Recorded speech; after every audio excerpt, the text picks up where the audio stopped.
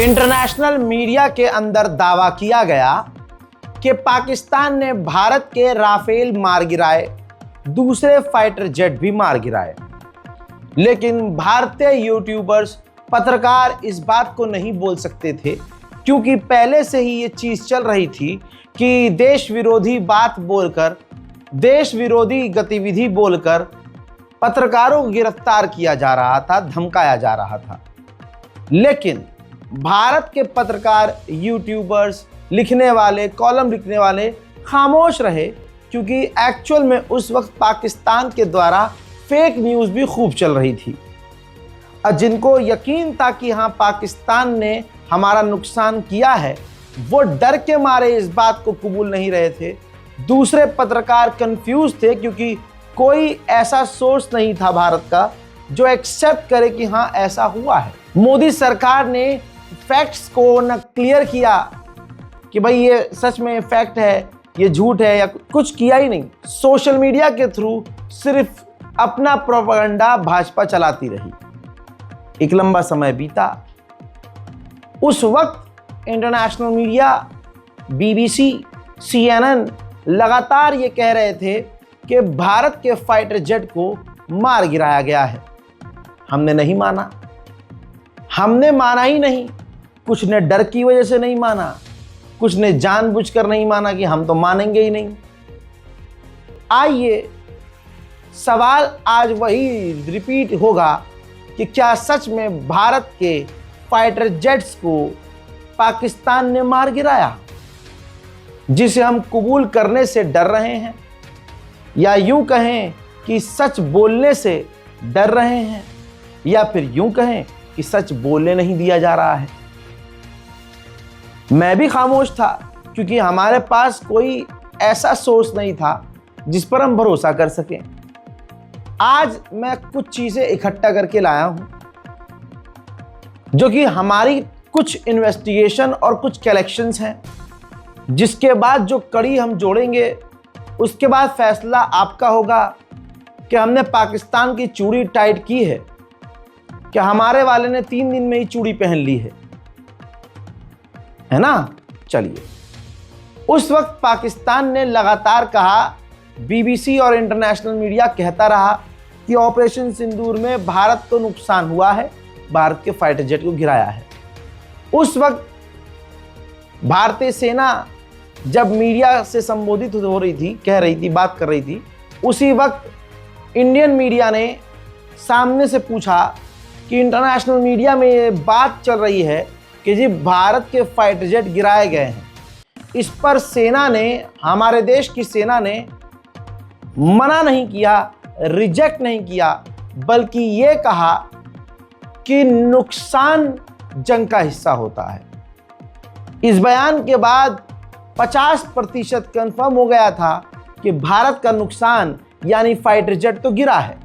ये सेना का वीडियो, उस इंसिडेंट का वीडियो सबूत के तौर पर, सबूत number 1। You give a number of assets we lost because there's been a lot of speculation going on. International media writing a lot of things about our platforms, including Rafales. I mean, Pakistan claiming that Rafale has been downed, etc. Can you put that question to rest and clarify on that? I guess that question is for me. All right, I'm happy that you've asked this question. You know, we are in a combat scenario, and losses are a part of combat. The question that you must ask us, okay, and indeed that we must ask ourselves, you inclusive, is have we achieved our objectives? Have we achieved our objective of decimating that terrorist camp? And the answer is a thumping yes. And the results are for the whole world to see. As for the details, what could have been, how many numbers, which platform did we lose? You know, at this time, I would not like to comment on that. अब इसके बाद ये बात बोली जाने लगी कि नुकसान तो हुआ है, लेकिन क्योंकि गिरफ्तारियां चल रही हैं, अगर कोई ऐसी बात कह दे तो कहा जा रहा है कि तुम तो देश के खिलाफ हो, तुम देश विरोधी बातें कर रहे हो। तुम गद्दार हो। ऐसे में कोई पत्रकार आगे नहीं आया ये बोलने के लिए कि ऐसा हुआ है। बहरहाल अब इतने लंबे समय के बीच जाने के बाद माननीय सुब्रमण्यम स्वामी, इस देश के दिग्गज नेता का एक पॉडकास्ट का सेक्शन वायरल हुआ। उस हिस्से में सुब्रमण्यम स्वामी एक्सेप्ट कर रहे हैं कि 5 फाइटर जेट हमारे पाकिस्तान ने मार गिराए। चाइना का फाइटर जेट अच्छा था, राफेल जो फ्रांसीसी था वो बेकार निकला, और ये चीन के हथियार कामयाब साबित हुए और हमारे 5 फाइटर जेट को मार गिराया। राफेल में जो डील हुई थी राफेल की, वो घोटाला अलग है, लेकिन मोदी इस घोटाले की जांच होने नहीं देगा। ये एज इट इज जुमले माननीय सुब्रमण्यम स्वामी के सामने आए, जिसके बाद 70% क्लियर हो गया कि हमारे फाइटर जेट तो गिराए गए। दूसरा पोजीशन ने एक बात बोली कि हमारे जहाज गिरे हैं, कितने गिरे हैं बताइए। 5 पाकिस्तान ने अपने जहाज को बेचकर गिराया था हमारा। उसमें कुछ चाइना का भी रोल था? चाइना के प्लेन्स तो चाइना के ही थे। हाँ, चाइना के लोगों ने नहीं किया। चाइना ने जो हवाई जहाज दी थी वो बहुत बढ़िया हवाई जहाज थी, और जो फ्रांस के जो थे वो उतना बढ़िया नहीं थे, और हमारे उनके जो हवाई जहाज है उन्होंने 5 को गिराया था। आपका मतलब रफेल ने अच्छा काम नहीं किया? रफेल तो पर्याप्त नहीं है हमारे देश के लिए। वो उसमें क्या क्या भ्रष्टाचार हुआ ये तो दूसरी बात है। मोदी रहते हुए हम इस पर जांच नहीं कर सकते, क्योंकि होने नहीं देगा वो। इस बयान के बाद सब कुछ क्लियर हो गया, लेकिन यहां पर अभी भाजपा का, भारतीय सरकार का, इंडियन गवर्नमेंट का खौफ काम कर रहा था। इनके बावजूद इस बयान को भारत के किसी अखबार ने कोट नहीं किया। किसी भी अखबार ने, संस्था ने इनकी खबर को नहीं छापा, क्योंकि लाठी हाथ में ली गई है कि भाई तुम मत बोलना, जो हम बोलेंगे वही बोलना है, जो हम बोलेंगे वही मानना है। हालांकि पाकिस्तान ने सबूत भी दे दिए। यह है वीडियो पाकिस्तान के द्वारा, जिसे हमें कहा गया कि बोलो कि प्रोपेगेंडा वाला चैनल है। ठीक है, आइए, प्रोपेगेंडा वाला चैनल और प्रोपेगेंडा वाले लोग इस वीडियो को शेयर कर रहे हैं। जैसे आप देख रहे हैं, मंसूर अहमद कुरैशी ने जो वीडियो शेयर किया है, उसके अंदर ये दावा किया गया कि राफेल गिराया गया है भटिंडा पंजाब के इलाके में, और ये रेयर फुटेज है। फाइटर जेट के कुछ हिस्से भी साफ तौर से देखे जा सकते हैं, और फाइटर जेट को जलते हुए भी देखा गया। अब हमारे और आप जैसे बेचारे परेशान हाल व्यक्ति ने कमेंट में जाकर प्रवीण कुमार ने चैट जीपीटी जैसे AI, XAI ग्रुप से पूछा कि भाई वेरीफाई करो इस वीडियो को, तो उसने वेरीफाई किया। ग्रुप ने वेरीफाई किया कि ये खबर सच्ची है, ये फुटेज सच्ची है, जो कि राफेल जेट गिराया है भटिंडा के इलाके में 7 मई 2025 को, और इस खबर को वेरीफाई किया है, इस वीडियो को वेरीफाई BBC और दूसरे सोर्स ने कंफर्म किया है। ये ग्रुप ने लिखा। इसके बाद दोस्तों जलालत भरा तमाचा हमारे मुंह पर पड़ा, और इसके बाद 80 से 85% क्लियर हो गया कि हमारा फाइटर जेट गिराया गया। लेकिन हम ये नहीं बोल सकते हमारा कोई फाइटर जेट नहीं गिराया गया। हमें सिर्फ इतना बोलना है कि ये पाकिस्तान का प्रोपेगेंडा है। सवाल कई तरह के हैं, लेकिन किसी की औकात नहीं कि मोदी से पूछ ले, क्योंकि तमाम गोदी मीडिया को खरीदा हुआ है। 1.5 साल से कह रहा हूं कि अब सिर्फ ये मीडिया नहीं, गोदी यूट्यूबर्स भी हैं। ANI से लेकर बहुत सारे गोदी यूट्यूबर्स भी हैं, जो कि मेरे जैसे अपने दम पर काम करते हैं, लेकिन क्योंकि फॉलोअर्स बड़े हैं उनके पास, सब्सक्राइबर बढ़े हैं तो उनको खरीदा गया है बीजेपी IT सेल के द्वारा। अब प्रोपेगेंडा कौन चला रहा है, सबसे बड़ा सवाल है। तमाम सोर्स आपके सामने हैं, क्वेश्चन मार्क अभी भी है कि पाकिस्तान ने क्या हमारे फाइटर जेट गिराए।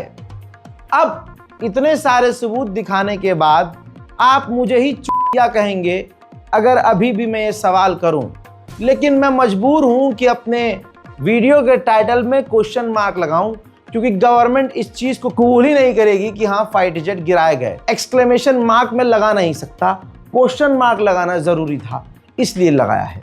कमेंट में आप जवाब दीजिए। अब भारत के अब बड़े बड़े लोग भी कह रहे हैं कि हुआ है। सेना ने पहले ही कह दिया था कि नुकसान जंग का हिस्सा है। ये भी बात अपने में सही है। यही बोल देते कि हाँ हमारा फाइटर जेट गिरा है, लेकिन हम नया खरीद लेंगे, हमें लोन थोड़ी ना किसी से लेना है। भाई इंटरनेशनल बैंक से हमें लोन चाहिए नहीं, हम 10 और फाइटर जेट खरीद लेंगे। ये कहकर अपनी नाक बचाई जा सकती थी, लेकिन मोदी सरकार ने पूरे अपने भाजपा को आदत डाल दी कि झूठ बोलो, बार बार झूठ बोलो, जब भी मुंह खोलो झूठ बोलो, झूठ बोलो, झूठ बोलो। सवाल कई पत्रकार आज भी कर रहे हैं और अपनी जान हथेली पर रख के कर रहे हैं। कई अखबारों में काम कर चुके पत्रकार आपकी स्क्रीन पर हैं। रणविजय सिंह कह रहे हैं कि आपको पता है पहलगांव हमले में शामिल एक भी आतंकी नहीं मारा गया है। आज 38 दिन बीत गए हैं। बात हकीकत है, जिन लोगों की आतंकवादी कह के तस्वीरें शेयर की गई, मोहतरम हजरात, उन आतंकवादियों का अभी तक कुछ नहीं हुआ है। उनके साथ क्या हुआ अभी तक नहीं पता। बड़े बड़े अजीब सवाल हैं। मोदी जी की इतनी हिम्मत नहीं है कि उसके जवाब दे सके। आपको एक बात बता दूं, इसी मामले पर मुंबई के संजय राउत ने भी साफ कहा है कि जो 6 आतंकवादी थे जिन्होंने पहलगांव में मेन हमला किया, वो बच इसलिए गए क्योंकि उन्होंने भाजपा ज्वाइन कर ली। पुलिस ने कहा है कि अभी तक आतंकवादी पकड़े नहीं गए, वहीं बीजेपी लगातार कांग्रेस को ही टारगेट कर रही है। आतंकवादी तो शायद बीजेपी में प्रवेश किया होगा, इसलिए पकड़े नहीं जाते हैं। वो जो 6 आतंकवादी है पहलगांव वाले, वो इसलिए पकड़े नहीं जाते कि शायद वो एक दिन आपको बीजेपी कार्यालय से प्रेस नोट आ जाएगी, वो 6 लोगों ने बीजेपी में प्रवेश किया है, तो आप भूल जाइए सब। सर वहीं आपने क्या ही कहें। वरिष्ठ पत्रकार रणविजय सिंह बड़ा खतरनाक सवाल कर रहे हैं। हम दुआ करते हैं कि इनकी जान सलामत रहे, भाजपाई इन्हें कत्ल न कर दें। सवाल कर रहे हैं कि वो सवाल जिनके जवाब नहीं मिले। 2019 पुलवामा हमले में जो धमाका हुआ, तो विस्फोटक से भरी वैन सीआरपीएफ के बस तक कैसे पहुंची। 2025 पहलगांव हमले में आतंकी सरहद के 200 किलोमीटर अंदर कैसे आए। क्या लगता है इन सवालों के जवाब कभी मिलेंगे? आप सभी को पता है कि जवाब इसका नहीं दिया जाएगा, बल्कि सवाल करने पर भारतवासियों को गद्दार बोलकर गिरफ्तार कर लिया जाएगा। मोहतरम हजरात, बात गद्दारी की आई है तो आइए ब्रेकिंग न्यूज में आपको बता दूं कि भारत का एक और सनातनी हिंदू धर्म का गद्दार अपनी भारत मां के साथ, उसकी इज्जत के साथ खिलवाड़ करता हुआ नजर आया है। एनआईए ने एक और हिंदू गद्दार को गिरफ्तार किया है, सनी यादव जिसका नाम है। जी हाँ, अभी हाल फिलहाल में वो पाकिस्तान गया था अपनी मोटरसाइकिल के साथ ट्रिप पर, जिसमें ये एनआईए कह रही है कि उसने कंटेंट में कुछ ऐसा दिखाया है और उसके फ़ोन में कुछ ऐसी चीज़ें मिली हैं, ऐसे सबूत मिले हैं जिससे भारत की नेशनल सिक्योरिटी को खतरा पहुंचा है, जिसके बाद हिंदूवादी गद्दार को गिरफ्तार किया गया है। इसके अलावा अभी एक दिन पहले अभिषेक, आतंकवादी, इस देश का गद्दार, हिंदू धर्म का गद्दार, जो जाहिर सी बात है जय श्री राम के नारे लगाने वाला होगा, भाजपा की रैलियों में जाने वाला होगा, मोदी का जरूर ये भक्त होगा, ये जांच का विषय है। ये अभिषेक सिंह भी गिरफ्तार है, जिसने हिमाचल प्रदेश में रहते हुए इस 20 साल के, सोचिए इतना छोटा कीड़ा, इसने भी, जिसके बाप का नाम राजेंद्र सिंह, जो कि कागड़ा से गिरफ्तार हुआ है। अभिषेक के मोबाइल में आपत्तिजनक व संवेदनशील कंटेंट मिले हैं। वो सोशल मीडिया के थ्रू पाक एजेंट्स के करीब था और सबूत मिल चुके हैं। लेकिन दोस्तों, इन गद्दारों के ऊपर ये जनखा टाइप दिखने वाली जो औरत है, जी हाँ, इस पर ये एक लफ्ज नहीं बोलेगी, एक लफ्ज। पूरी दुनिया में भारत का अभी फिलहाल एक ही साथी था, पुतिन यानी रशिया, जो खुलकर भारत के साथ था। लेकिन पनौती ऐसी लगी इस देश को कि प्रधानमंत्री मोदी की विदेश नीति इतनी घटिया और इतनी बेइज्जत भरी रही कि इस मोदी सरकार की विदेश नीति ने इतना खराब हाल किया कि अब वही भारत का दोस्त पाकिस्तान से डील कर गया। हजरात, पुतिन का भारत को अब तक का सबसे बड़ा झटका, पाकिस्तान के साथ 22,000 करोड़ रुपए का समझौता किया है। एक के बाद एक भारत के साथ गद्दारी कर रहे हैं लोग, दूर भाग रहे हैं लोग। क्यों? मोदी की सच बोलने की आदत की वजह से।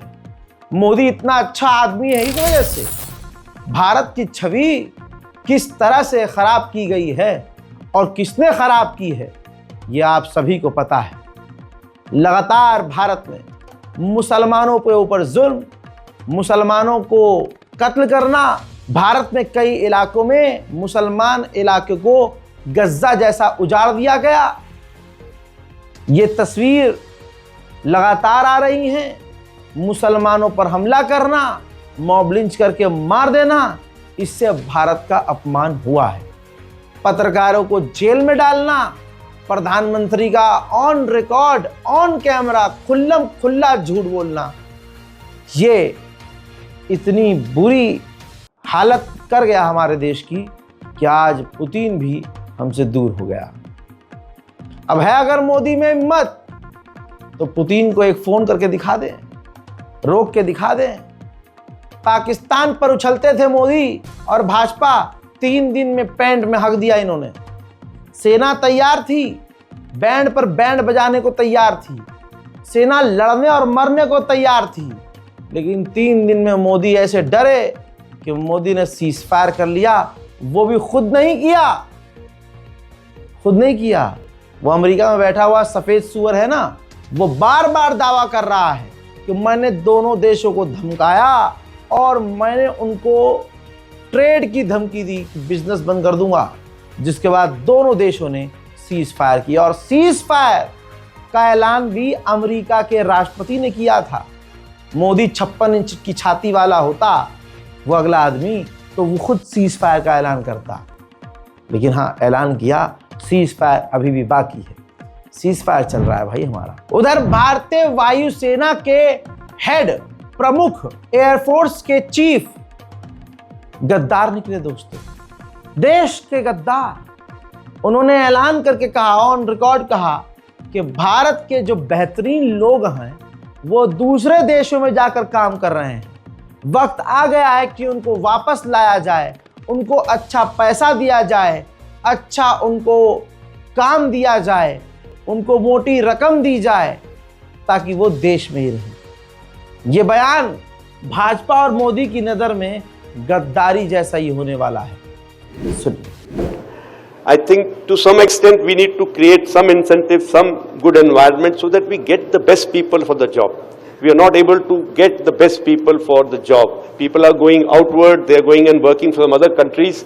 I think we need to retain them here by giving them good payment, good incentive, good work environment.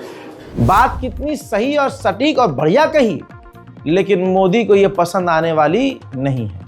हम तो यही दुआ करेंगे कि ये एयरफोर्स के कमांडर सही सलामत रहें, इनकी नौकरी ना चली जाए, इनकी जान खतरे में पड़ जाए, क्योंकि मोदी जी जिस आदमी से किरसते हैं उसके साथ क्या होगा हमें पता है और आपको पता है, बस बोल नहीं सकते। भारत का हिंदू समाज, याद रखिएगा, मुसलमानों की नफरत में हैवान और जानवर हो चुका है।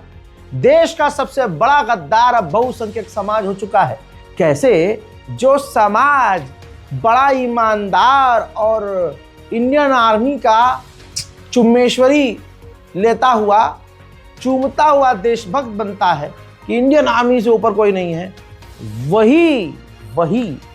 वही हिंदू लोग इजराइल के साथ खड़े हैं, जबकि इजराइल ने हमारी इंडियन आर्मी को जनरल कमांडर तक को कत्ल किया है। मई के महीने में 2024 में 15 मई के बाद एक बड़ी खबर आई, रिपोर्ट आपकी स्क्रीन पर है।